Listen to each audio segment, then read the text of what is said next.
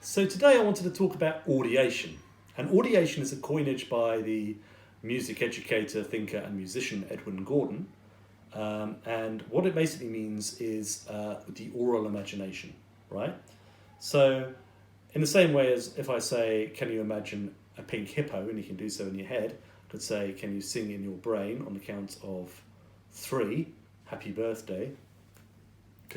1, 2, 3.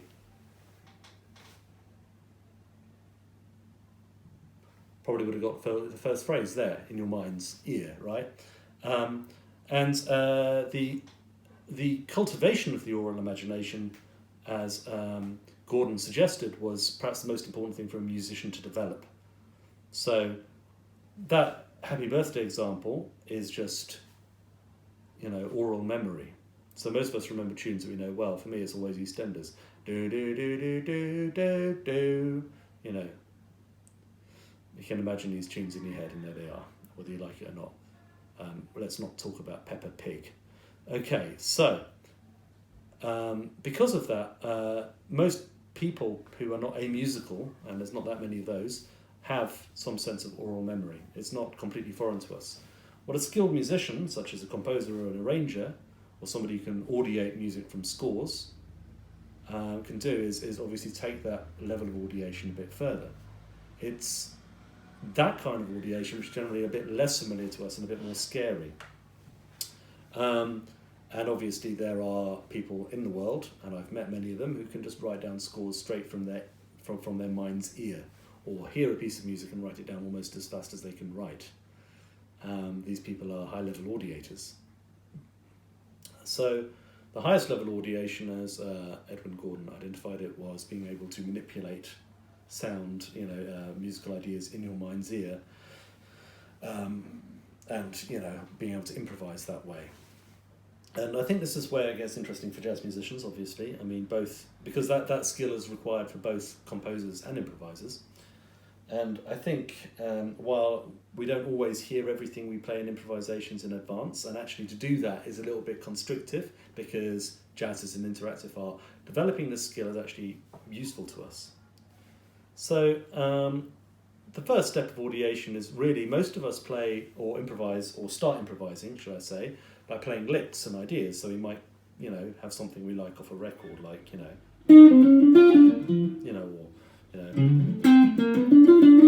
these are the sorts of things that I play all the time, right? Or, I play these sorts of licks, and I don't necessarily know exactly where I got them. Some of them I know. And I got that from Charlie Christian, for instance. But there's a lot of ideas that I have, I don't really know where they come from, and they might even be mine, who knows, and I just play them. But I hear them in my mind's ear when I play. So, for instance, and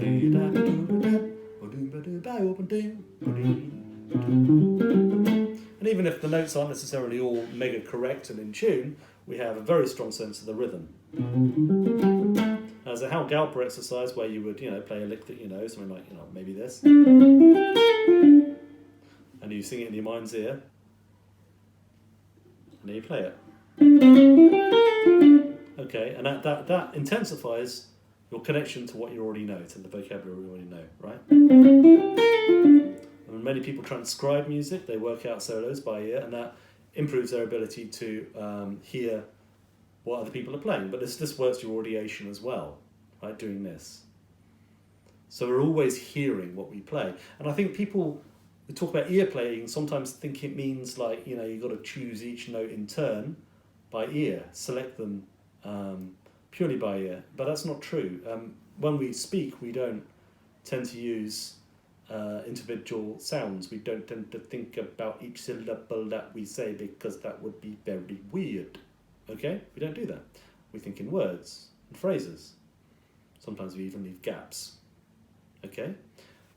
So, with that in mind, it makes sense that music, and Edwin Gordon was often keen to make that music-language connection, which most jazz musicians, I think, are also keen to make. That is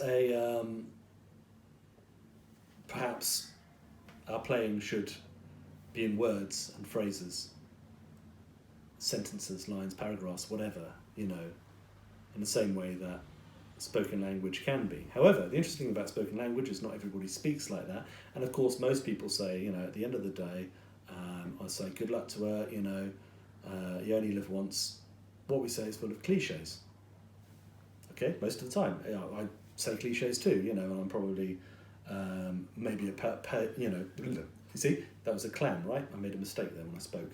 So often when I, you know, speak, because I'm on YouTube or whatever, perhaps I might choose my words a little bit more carefully and speak a little bit more formally, even if I'm trying to be a little informal, than I would be a normal conversation, you know. So there's all these sort of interesting things that you can think about when you're playing music from the point of view of language. I mean, something like this little phrase that I play, probably like the equivalent of saying, you know, something like couldn't care less or something, you know, or could care less, as the Americans insist on saying, you know, because also language, like licks and music, change over each generation. Meanings that were once quite different then become altered as people use them in different ways. That certainly happened to Charlie Parker's music, for instance. So that might all be a bit philosophical, but I think it's worth bearing in mind. So when we're practicing these little licks, we're practicing, you know, phrases. But also, we learn a bit of grammar maybe and how to combine words and things in different orders to create more improvisatory structures, perhaps. And it seems to me that this kind of approach goes very well together with this kind of varying language approach that I have, and sort of constructing language. So for instance, if I have, you know, this little phrase here, well, that's just one note, right? So that can be the third of the B flat 7 chord, B flat major 7th. Major anyway. Okay, and we might think of this. Semitone above, sing it. Da da. Semitone below as well. Ya da da. Semitone above and 2 semitones from below. Ya da da da. This is a Barry Harris 4 phrase, because it starts on the fourth. You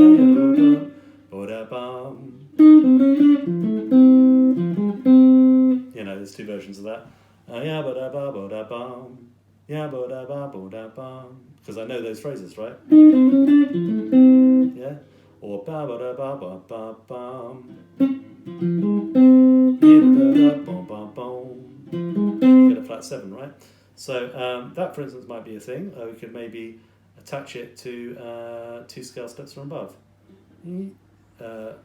It's like key central again. Ya ba da bo ba dum.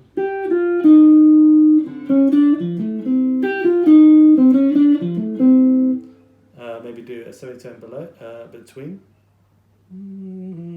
Da da da da da da da bo da dee. Ya da da ba da da da bo dee da. Okay. Da da da da da da ya da ba ya da da bo dee da. So coming down the major bebop scale. Okay, let's go back to this. Let's go up in thirds.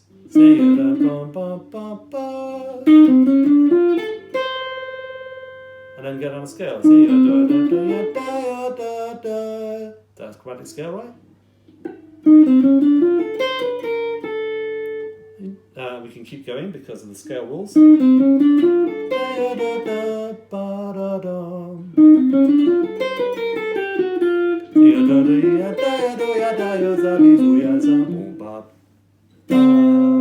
Okay, so we can combine our sort of Barry Harris or whatever we're using, David Baker, doesn't matter, with what we're doing. We can combine that with hearing it in advance. Another way you can do it is just by actually fingering the notes, you know, and singing them. So. I don't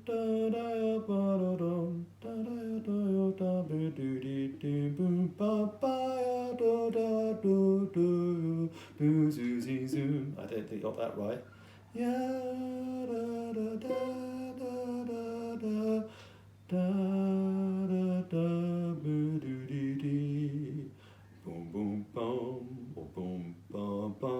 Yeah, see?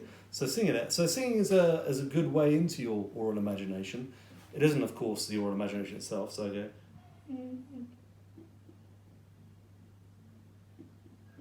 So that one. Ya da da boom bum bum. Ya da da boom boom ba ba da da be do dee dee da ba do do ba boom bum. Okay, you can start to, get that connection with your ear and your guitar, obviously, but also start to make up phrases that aren't just licks, but actually combined with other ones. Okay, let's go back to my commonplace little 2-5-1 lick earlier.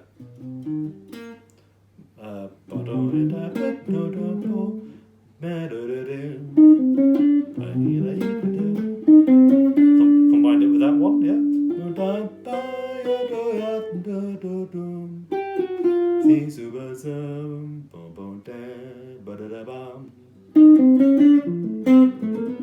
Which are Barry Harris 4, 3 and 2 phrases there, by the way, if you want to look those up. So I think this sort of stuff is really powerful. For instance, another one. Let me play a B flat descending dominant scale with just with no added notes, just straight up. So that's your tonic note. 1 flat 7 6 5 4 3 2 1. Sorry. Now add a half step between the flat 7 and the 1. Okay,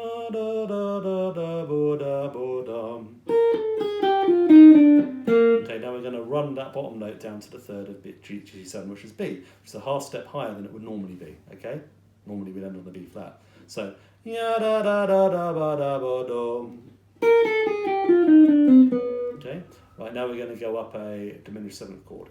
Ya da da da da ba da ba da ba da dum. Okay, now we're going to, instead of going up a diminished seventh chord, I'm going to change that last note, which is A flat, to G, and then I'm going to go up in a, let's change the G to start with. Ya da da da da da da ya da ba da da. Okay, and da da ya da do dum. Da da ya da do dum. Okay, so ya da da da ya da ya bo ya bo ya da ya da ya do. Or you go to minor at the end.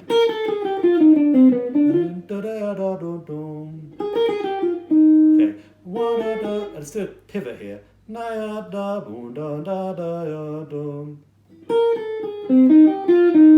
Ya dum da boom ya da ba da da dum de boo dee dum with the 3 ending.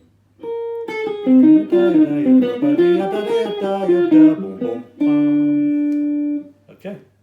Now audiate it. First phrase. Down to the B. Na da da da da da da. Second phrase. Up from that B. Down to the E flat. And then last phrase. Now, of course, that's probably all. If you're just doing this for the first time, it's probably all far too hard. But hopefully, you can see how it works. Oh, I didn't do the pivot, did I? Ya da da boom da da ya ba da ba da ba da ba da ba da ba da boom dee ba boo dee da bum. Put in the 2 ending as well.